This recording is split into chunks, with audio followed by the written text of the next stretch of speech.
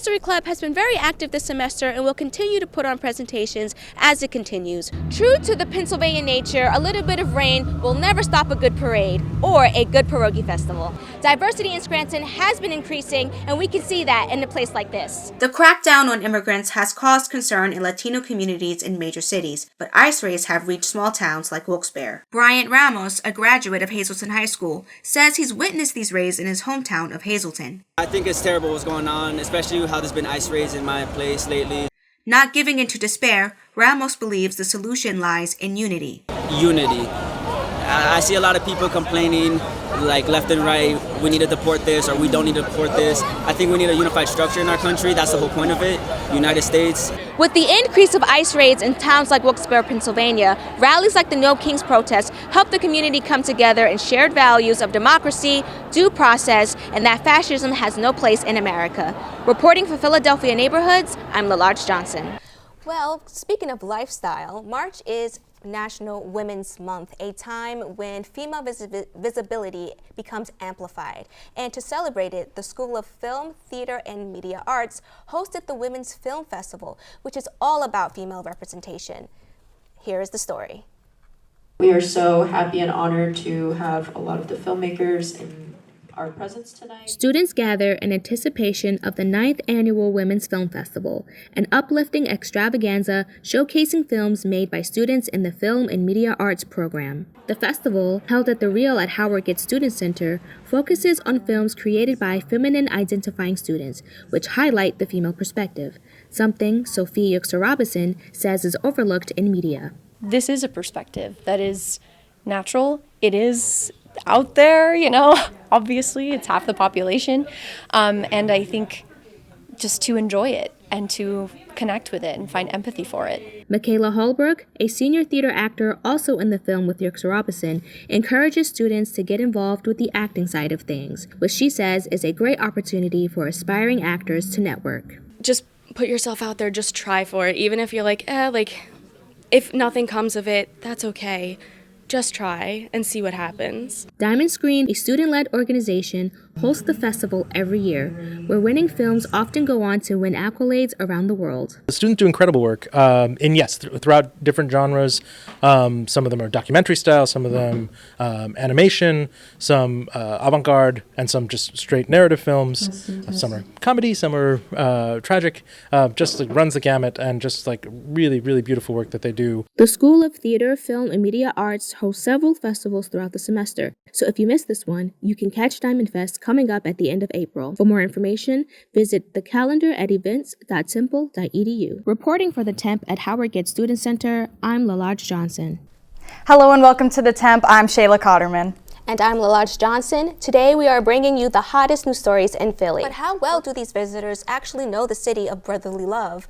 Our lifestyle reporters are putting tourists to the test coming up in lifestyle. Joining us now is Jaden Howard, who has more information about this event.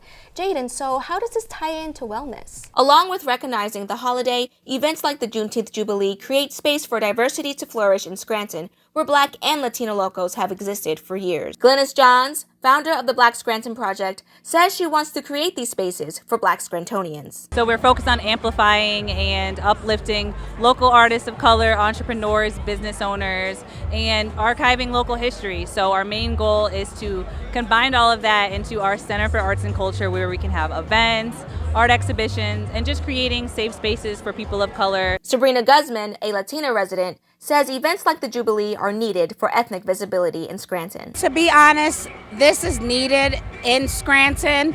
I myself host the Latino Fiesta, and one thing I've noticed about living here, Scranton is a big pot of brewing big pot of different nationalities. For more information about the Black Scranton Project and events like the Jubilee, visit blackscranton.org. Reporting for Philadelphia Neighborhoods, I'm LaLarge Johnson. For Gronsky, diversity is apparent, highlighting a widespread love of the dumpling-style food across demographics. I mean, I've seen all walks of life out here. I can't say one specific thing or the other. Yeah, you got everyone walking around out here loving pierogi. Colton Russell, a native of Edwardsville, says he is hopeful more people will be drawn to the area through community celebrations like the Pierogi Festival. Hopefully we do get some more people coming in soon into the area and seeing the chances and the greatness here that we have here in PA. The Pierogi Festival is one of many ways locals can engage and connect with the ever-growing communities of Scranton, Kingston, and Wilkes-Barre, where diversity is steadily increasing. Reporting for Philadelphia Neighborhoods, I'm Lalage Johnson.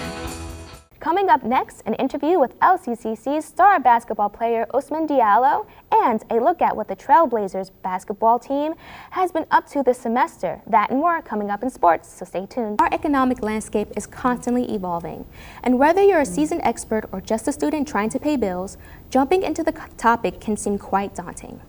I'm Lalage Johnson, and on today's episode of Outside the Box, we're going to be breaking down the economy, what we should look out for, and how that exactly applies to you. In addition to support from local organizations like Geisinger, the Pittston Police Department also gives back to children in need. In the morning, we have Shop with a Cop, which is our annual fundraiser.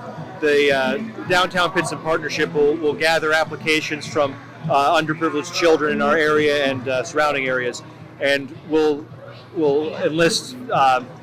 Today we had right around 30 or more cops that participated with approximately 230 children and took them shopping for their loved ones. And then after they got done shopping, they went over and saw Santa, and they were given a gift, and they got to sit on Santa's lap and get a picture.